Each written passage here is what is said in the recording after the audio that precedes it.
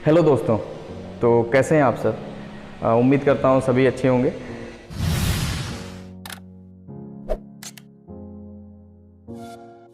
तो जो मैंने लास्ट वीडियो अपलोड किया था उसमें आपने ध्यान दिया होगा, तो मैंने बात की थी कि कौन सी कंपनी का हमको सीमेंट यूज करना चाहिए अगर आप कंस्ट्रक्शन वर्क करवा रहे हैं, अपने घर बनवा रहे हैं या कोई भी ऐसा काम करवा रहे हैं जिसमें सीमेंट की ज़रूरत पड़ती है आपको। तो आप ये कंफ्यूज होते हैं कि कौन सी कंपनी का हमको सीमेंट यूज करना चाहिए।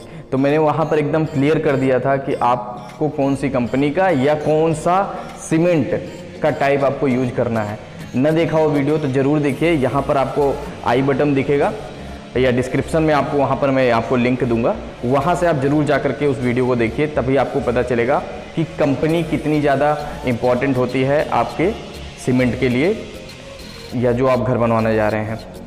तो उस वीडियो को देखने के बाद आपको कन्फ्यूजन दूर हो जाएगी। आप कंपनी के बारे में उतना नहीं सोचेंगे, बस आप सीमेंट के टाइप के बारे में ये सोचेंगे कि हमें कौन सा सीमेंट का टाइप यूज करना है। तो वहाँ पर मैंने बात की थी कि दो टाइप के सीमेंट होते हैं। एक होती है, बेसिकली दो टाइप के होते हैं, वैसे तो टाइप काफ़ी सारे होते हैं हमारे सिविल इंजीनियरिंग में, जो नॉर्मल लोग यूज करते हैं घरों के लिए, बेसिक जो रिक्वायरमेंट होती है घर बनवाने हैं।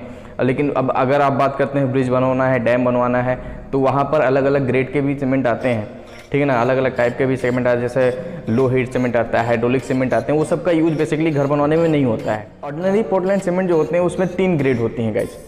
ग्रेड क्या होता है अभी मैं आपको बताऊंगा। बेसिकली 3 ग्रेड होती हैं, 33 ग्रेड, 43 ग्रेड और 53 ग्रेड। तो यहाँ पर ग्रेड का मतलब होता है स्ट्रेंथ से, मजबूती से।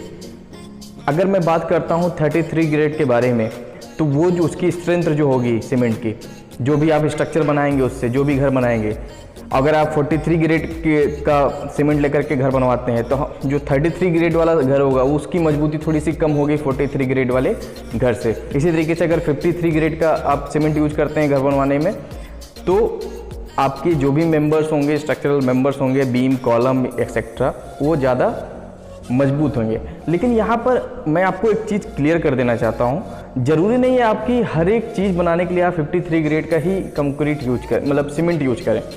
53 ग्रेड का सीमेंट बेसिकली अगर मैं बात करूं तो वो यूज किया जाता है, जैसे कंक्रीट आप आरसीसी काम कर रहे हैं, आरसीसी मतलब जहां पर सरिये का काम हो रहा है, जैसे स्लैब बनवा रहे हैं आप, कॉलम बनवा रहे हैं या बीम बनवा रहे हैं, ठीक है, फुटिंग आप बनवा रहे हैं, तो वहां पर 53 ग्रेड का हम सीमेंट यूज करते हैं। क्योंकि इसका रीज़न ये है क्योंकि उसकी क्विक सेटिंग टाइम होती है और इनिशियल स्ट्रेंथ जो है वो बहुत जल्दी गेन कर लेता है। लेकिन अगर आप ये कहें कि हम जो है 53 ग्रेड का कंक्रीट जो है, पैरापेट वॉल जो है, हम जो छत के ऊपर टेरेस पर वॉल बनवाते हैं ना चारों तरफ घेरने के लिए, उसके लिए यूज करें, तो कोई ज़रूरत नहीं है गाइस। वहाँ पर आपका पैसों का नुकसान होने वाला है। वहाँ पर आप 33 ग्रेड के कंक्रीट मतलब सीमेंट से भी काम चला सकते हो, ठीक है ना। और पार्टीशन वॉल अगर आपको बनाना है तो आप सोचोगे 53 ग्रेड का कंक्रीट सीमेंट ले लूँ।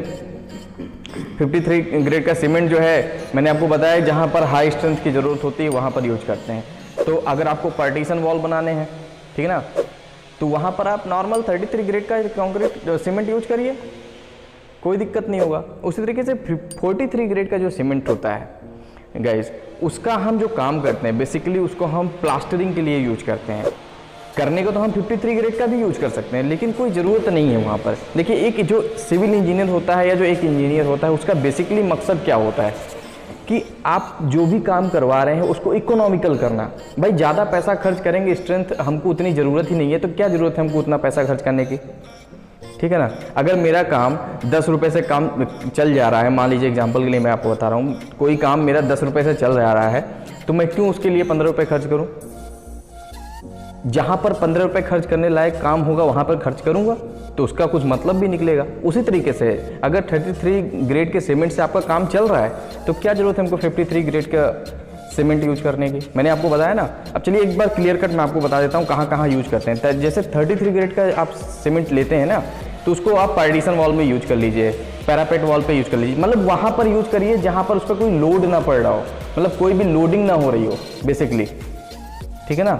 और 43 ग्रेड का जो सीमेंट होता है उसको हम बेसिकली यूज करते हैं प्लास्टरिंग के लिए, प्लास्टर करवाना है वहाँ पर यूज कर लिए, ब्रिक वर्क, बेसिकली जो ब्रिक वर्क होता है ना, जैसे दीवार बनवानी है हमको, ईंटों की दीवार बनवानी है, तो वहाँ 43 ग्रेड का सीमेंट यूज करिए, पैसा बचेगा। जरूरी थोड़ी है 53 ग्रेड का आप सीमेंट यूज करें।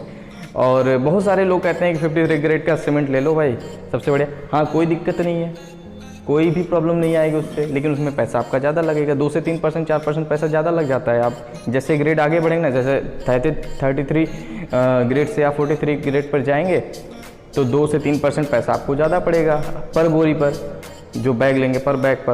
उसी तरह 53 ग्रेड पर जाएंगे तो 2 से 3% ज़्यादा पैसा आपको लगेगा प्राइस पर बैग। तो और फिर अगर 53 ग्रेड का सीमेंट जो होता है वो बेसिकली हम कहाँ यूज करते हैं, जहाँ पर हमको जल्दी स्ट्रेंथ चाहिए होती है, जैसे स्लैब बनवाने में, ठीक है ना, और बीम बनवाने में, कॉलम बनवाने में, ठीक, ब्रिज में यूज करते हैं, आरसीसी वर्क होता है वहाँ पर यूज करते हैं। तो आई थिंक आपको समझ में आ गया होगा कि हम ग्रेड ऑफ सीमेंट क्या होता है और कहाँ पर किस टाइप का ग्रेड हमको यूज करना चाहिए अपने घर बनवाने में, ठीक है ना। सजेशन तो आपको सभी दे देंगे कि आप 53 ग्रेड का यूज करिए भाई, कोई दिक्कत नहीं होता है। और मैंने आपको बताया ना, कोई दिक्कत नहीं होगा, पैसा आपका बचेगा अगर आप अच्छे से जानकार होंगे तो बेसिकली आप लोगों ने देखा होगा कि जैसे M20, M25 ये ग्रेड ऑफ कंक्रीट होता है। तो इसके बारे में अगर आपको जानना है कि हमको किस टाइप का कंक्रीट यूज करना चाहिए, किस कॉलम के लिए या बीम के लिए या स्लैब के लिए, तो उसके लिए भी अभी मैं लिंक जो है वो डिस्क्रिप्शन बॉक्स में दे दूंगा और ऊपर आई बटन पर आपको मिल जाएगा। आप वहाँ से ग्रेड ऑफ कंक्रीट भी जान जाएंगे, ठीक है। तो और मैं आपको बता दूं कि जो ये 53, 43 और 33 ग्रेड के जो कंक्रीट सीमेंट होते हैं, इसको हम कैसे फाइंड आउट करते हैं। देखिए, एक्सपेरिमेंट किया जाता है। एक्सपेरिमेंट में हम क्या करते हैं मैं आपको दिखा देना चाहता हूँ। देखिए, ये क्यूब आपको दिख रहा होगा। बेसिकली ये क्यूब हम तैयार करते हैं। इस क्यूब में जो इसके जो साइज होता है इस क्यूब का, वो 70.6 mm का होता है, ठीक है ना। इसकी एक लेंथ जो है वो 70.6 mm की होती है। अब हम करते क्या है, अगर हमने 33 ग्रेड का सीमेंट यूज किया तो उसकी स्ट्रेंथ जो है 28 डेज़ पर, 28 मतलब 28 दिन के बाद मिनिमम उसकी स्ट्रेंथ कितनी होनी चाहिए, 33 मेगापास्कल या न्यूटन पर mm स्क्वायर, ठीक है ना। उसी तरीके से अगर 43 ग्रेड का सीमेंट यूज करते हैं इस क्यूब को बनाने में, तो उसकी मिनिमम स्ट्रेंथ 28 डेज़ के बाद कितनी होनी चाहिए, 43 मेगापास्कल या न्यूटन पर mm स्क्वायर। सिमिलरली अगर हम 53 ग्रेड का सीमेंट यूज करते हैं इस क्यूब को बनाने में, तो हमको क्या चाहिए, 53 मिनिमम 53 मेगापास्कल होना चाहिए 28 दिन के बाद। इसको बनाते कैसे हैं, साइज मैंने बता दिया 70.6 mm। बनाते कैसे हैं, एक पार्ट सीमेंट का ले लेंगे और 3 पार्ट हम ले लेंगे सैंड का, और जो वाटर सीमेंट रेशियो होता है वो 0.4 का होता है। इनका हम क्या करते हैं, मिक्सअप कर लेते हैं। पहले सीमेंट और सैंड को अच्छे से मिला लेंगे, ठीक है, उसके बाद उसमें पानी मिला देंगे। गाइस, हम जो सीमेंट, सैंड और वाटर का जो पेस्ट बनाएंगे उसको हम मोल्ड में फिल करते हैं। उस मोल्ड में फिल करने के बाद आफ्टर 12 आवर हम इसको क्या करते हैं, बाहर निकाल लेते हैं। जैसे आपको ये दिख रहा है, इसको हम प्रॉपर क्योरिंग करते हैं, इसको पानी में डुबो करके रखते हैं। उसके बाद इसकी टेस्टिंग होती है, ठीक है ना। टेस्टिंग हम यूनिवर्सल टेस्टिंग मशीन पर भी कर सकते हैं। बेसिकली हमको कंप्रेसिव स्ट्रेंथ चाहिए इसका, तो हम आराम से कर सकते हैं।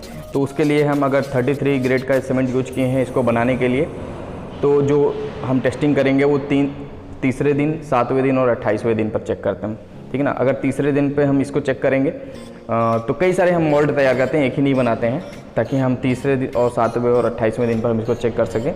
तो तीसरे दिन पर जो स्ट्रेंथ होनी चाहिए मिनिमम 16 मेगापास्कल होना चाहिए। अगर हम बात करें कि 7 डेज़ पर अगर हम चेक करते हैं तो मिनिमम 22 मेगापास्कल, और 28 दिन पर अगर हम चेक करते हैं तो बेसिकली मिनिमम 33 मेगापास्कल होती है। सिमिलरली अगर हम बात करते हैं 43 ग्रेड की सीमेंट हमने यूज़ किया है इस मोल्ड को तैयार करने के लिए, तो जो स्ट्रेंथ होगी 3 डेज़ पर अगर हमने चेक किया मोल्ड की स्ट्रेंथ, तो मिनिमम 23 मेगापास्कल होनी चाहिए। और 7 डेज़ पर अगर हमने चेक किया तो मिनिमम 33 मेगापास्कल होनी चाहिए। और फाइनल 28 डेज़ पर अगर हमने चेक किया तो इसी मोल्ड की स्ट्रेंथ जो है मिनिमम 43 ग्रेड की 43 मेगापास्कल होनी चाहिए, तभी वो 43 ग्रेड का सीमेंट हम बोलेंगे। सिमिलरली जो 53 ग्रेड का अगर हमने सीमेंट यूज किया है इस मोल्ड को बनाने के लिए, जो कि ज़्यादा कंस्ट्रक्शन में यूज होता है 53 ग्रेड कॉन्क्रीट सीमेंट, तो जो अगर 3 डेज़ पर हमने इसकी स्ट्रेंथ चेक की तो 27 मेगापास्कल देती है। 7 डेज़ पर भी 27 देती है मेगापास्कल। और फाइनल जो 28 डेज़ पर होती है, मिनिमम इसकी 53 मेगापास्कल या न्यूटन पर mm स्क्वायर इसकी स्ट्रेंथ होगी, तभी ये 53 ग्रेड का सीमेंट होगा। ठीक है गाइस, तो आपको मैंने बताया कि तीसरे दिन और 7वें दिन जो 53 ग्रेड का सीमेंट होता है वो आपको सेम दिख रहा होगा। ठीक है ना, यहाँ पर आपको फ़ोटो में दिख रहा है। तो मैं आपको बता दूँ, इनिशियल स्ट्रेंथ जो होती है वो गेन कर लेता है, जो 53 ग्रेड का सीमेंट होता है वो इनिशियल स्ट्रेंथ तीसरे दिन पर ही गेन कर लेता है और फाइनल 28 डेज़ पर गेन करता है। इसलिए ये ज़्यादा यूज होता है for the purpose of slab casting, column casting and beam casting. Okay, तो वीडियो अच्छा लगा हो तो ज़रूर लाइक करिएगा। Thanks for watching.